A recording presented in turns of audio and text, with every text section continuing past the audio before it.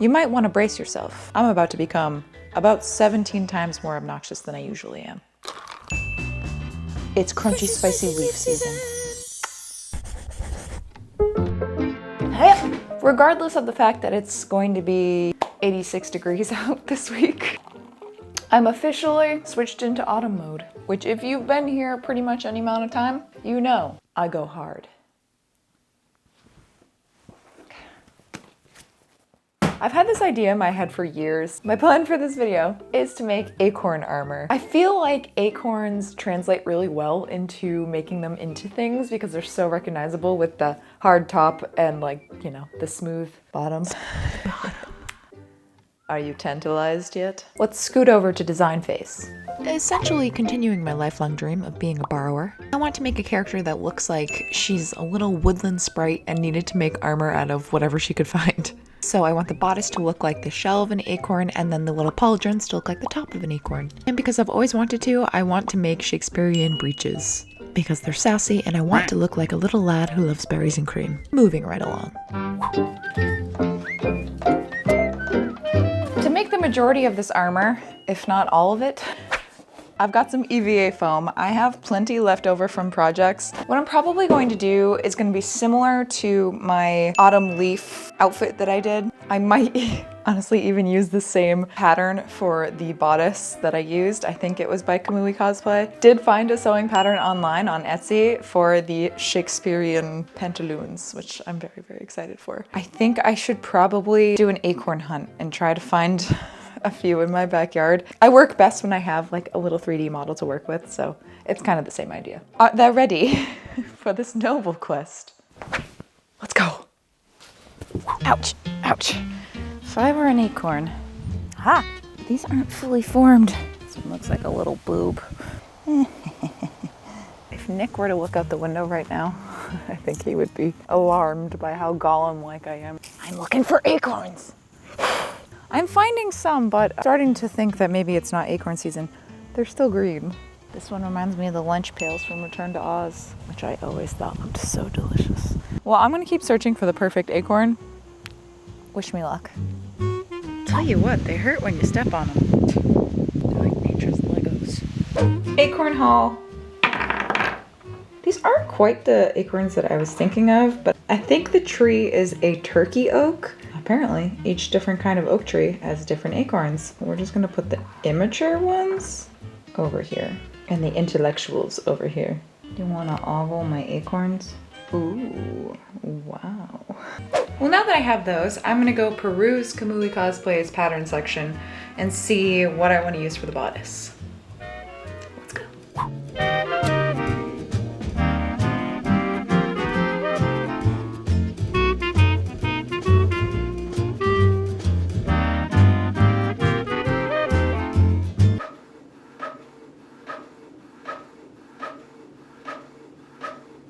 Then began my absolute favorite activity of piecing together these pattern pieces.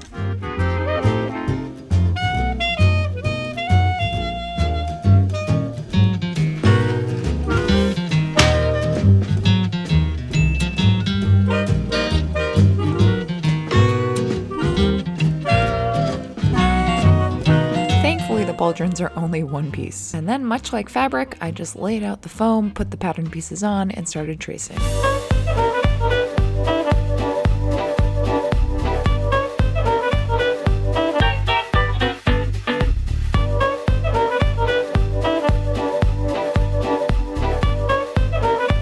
Okay, here are all the armor pieces. It's looking a bit like a weird carapace right now, but... And the nubbins.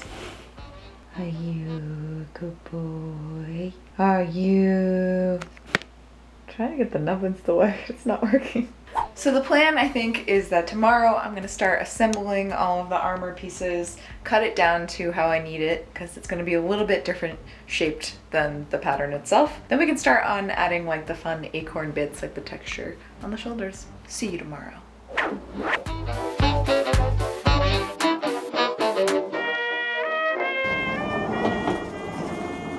Good morrow. Now comes arguably the worst part of the project. Gluing all of this together. all of these individual pieces, put contact cement on all of the edges, and then slowly glue them together. And I'm gonna do it here, just very stoop kid core of me because of my lung safety or something like that. I'm gonna put on the soothing sounds of Andy Serkis portraying Tom Bombadil, and it will all be okay. Old Tom Bombadil, water lilies bringing, comes hopping home again. Can you hear him singing? All right, let's get started. I gotta say, this was actually quite satisfying to match up all the registration marks. It's really fascinating to me, the fact that you can just glue some pieces together and it already has a shape.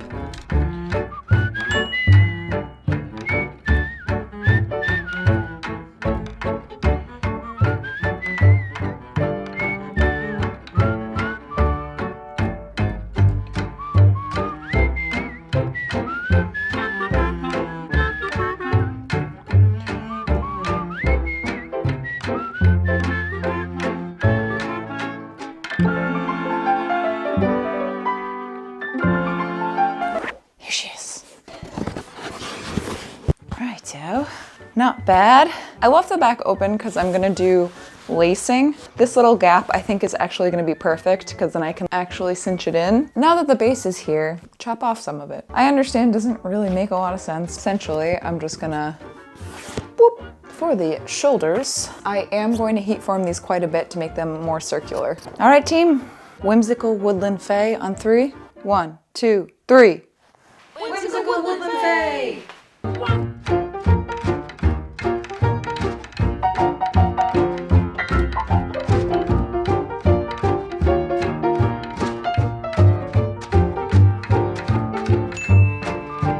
It was time to do some sanding with my Dremel that sounds like someone's being moited.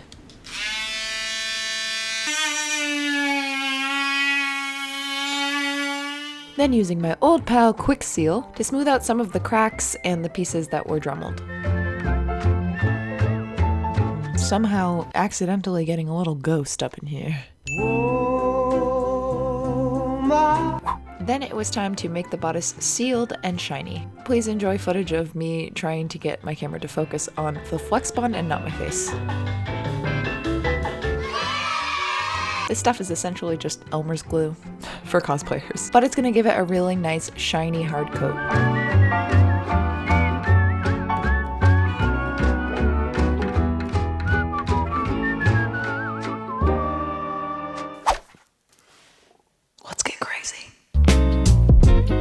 Let's make some acorn shoulder pieces. What's in my eyeball? Hello. Hold please. My Pauldrons. I think they're super freaking adorable, if I must say so myself. Now I must add the texture that you see on acorn tops. They're little berets. To do that, foam clay. Whoop.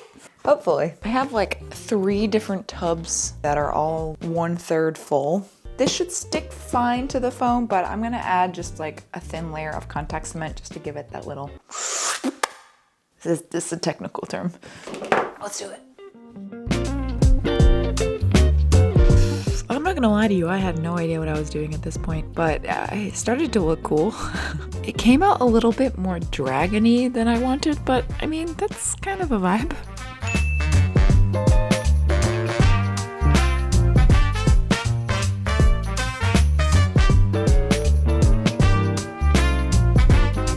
Now that the acorn shoulders are metaphorically cooking, let's do some Shakespearean bloomers. Much like the pattern for the foam, I'm going to print it off of Etsy, and then hopefully it's not too complicated. It's literally 2 big old pieces of popcorn, and then I have the trim somewhere. Where did I put the trim? There it is. Jacquard. Editing Rachel. Jacquard. So this will just go, so it saves me a lot of time because I don't have to do any extra sewing with the hem or anything. Ooh, let's do it. How rude of me. Would you like the last M&M? Hold out your hand. For you. Let's go.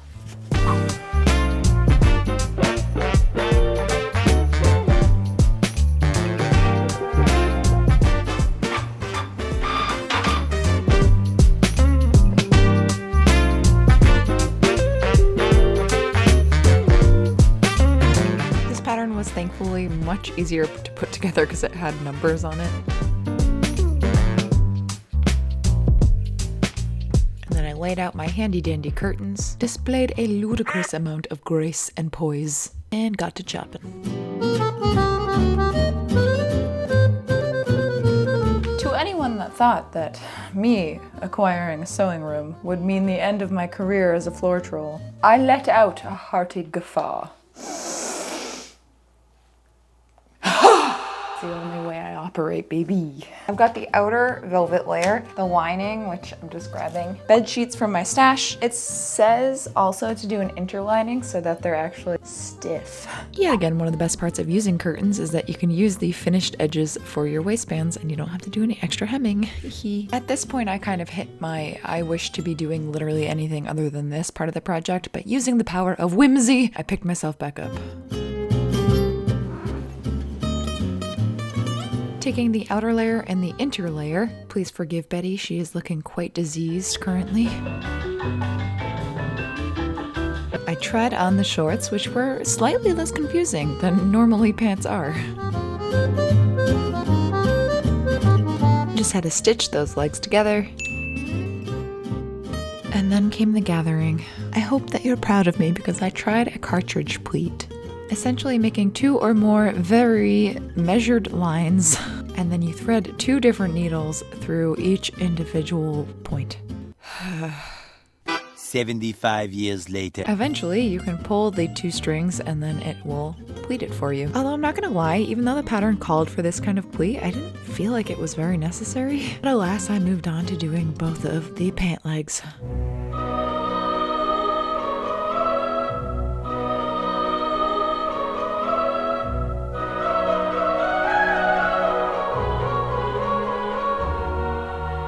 Then I cut out all of the painting straps that I would need.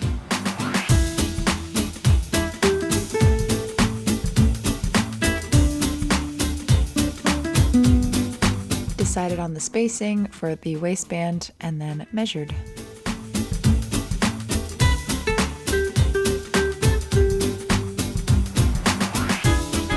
Taking a slight break on that and moving on.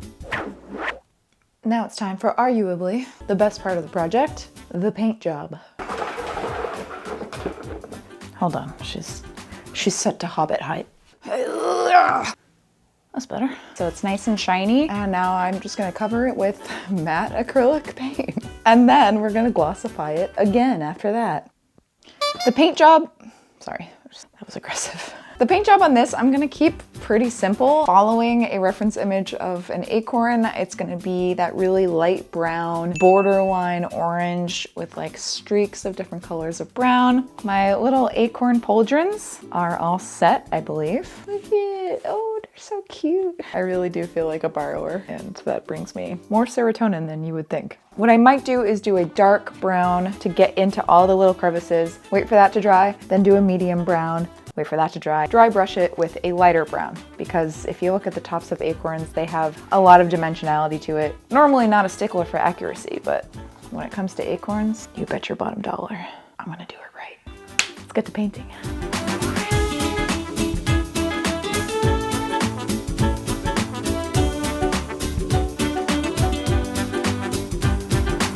While I was painting, I realized what was missing. Because it's autumn time, you know what that means.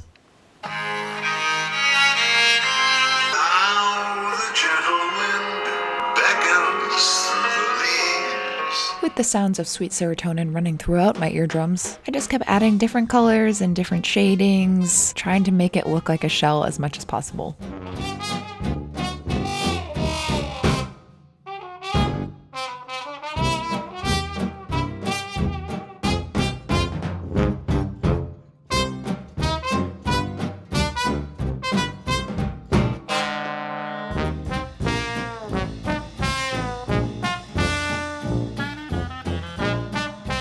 After putting it with the bodice, I decided I wanted to warm it up a little bit, but then left the problem of how I was going to attach this to the bodice. Using the leftover straps that I had from Carlac, which is a lot, I cut it into 3 different strips and then braided it.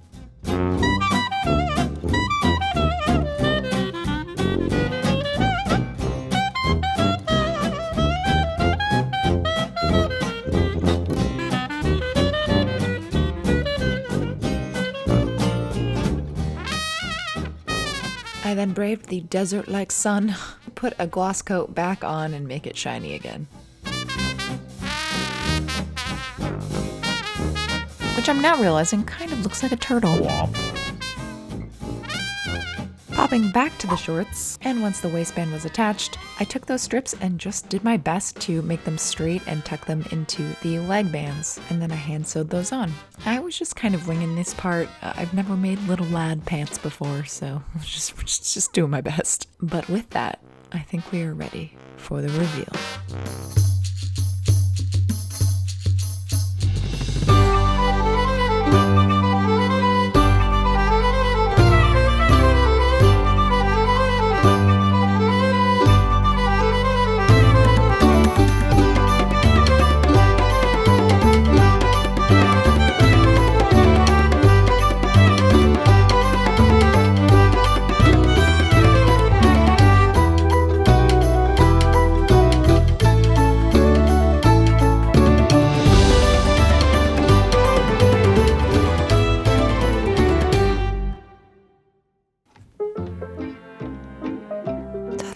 All right, friends. Let's do a wrap up. First and foremost, do I feel like a hybrid of a Lost Boy and the Borrowers? Absolutely. I think the overall image I'm very happy with. It's a little funky. I kind of have this thing where I never know how things are going to come together color-wise or theme-wise until you just do it. So I wasn't really sure, aside from the illustration that I did, how the bodice was going to look with the pants and the tights and the shoes. I think it's kind of cute, and I think it would be even cuter with like a pair of wings or like a squirrel tail. This is kind of like a ragtag little sprite. It's the sound that sprites make. The bodice, super freaking happy with. It is so comfortable. I'm glad that I put lacing on the back. Usually when I'm making armor, I can weather it, damage it, or make it look purposeful, but for this, I needed it to be really smooth. So I think I got it as smooth as I could. Spartan, in a way. You look up and this is coming for you in the gladiator ring. And then the pauldrons, I love them. I might add a little bit more substantiality to the straps, maybe another braided strap. The breeches. I do in fact feel like a little lad who loves berries and cream. Love these shorts so much. They're a little wonky, okay? The spacing, this side looks good. This side is a little off, but I think I could probably fix that. I might also add a little bit of padding. I think what I could probably do is take like a crinoline petticoat, have it feather out right here so that it sticks out. I added lacing to the top of this. I'm telling you, throw out all your zippers, put lacing in everything because it's so much better. Collectively, as humanity, we should bring this style back. So yes, that is everything. Happy crunchy spicy leaf season. I am so ready to just get cozy and not have it be 85 degrees out, for the love of God. More autumn and crepey Halloween crafts coming your way within the next month. Also, Maksy is in full gear, so if you would like to see some behind the scenes, you can head over to my Patreon. Shing! $5 a month. There is just about like 30 extra videos over there right now, including Maksy videos from last year. That is it. I love you so very much, whether you're new or old to this channel. If you're new here and you feel like sticking around, feel free to subscribe. I upload every other Friday. And I will see you in my next video. Bye! Back into the leaves. The Over the Garden Wall soundtrack covered by Adam Sandler. It's crunchy, spicy life. No? I mean, if you want to have a crunchy, spicy life, go for it, but that's not specifically what I'm talking about. It's crunchy, spicy life. No! It's crunchy, spicy life. Leaf. That was it for this bit. Literally a minute worth of recording, and now I'm gonna go change and go to a different location. Also, this doesn't have coffee in it because, despite what you may think, I drink iced coffee all year round. Oh, whoa. Bye-bye.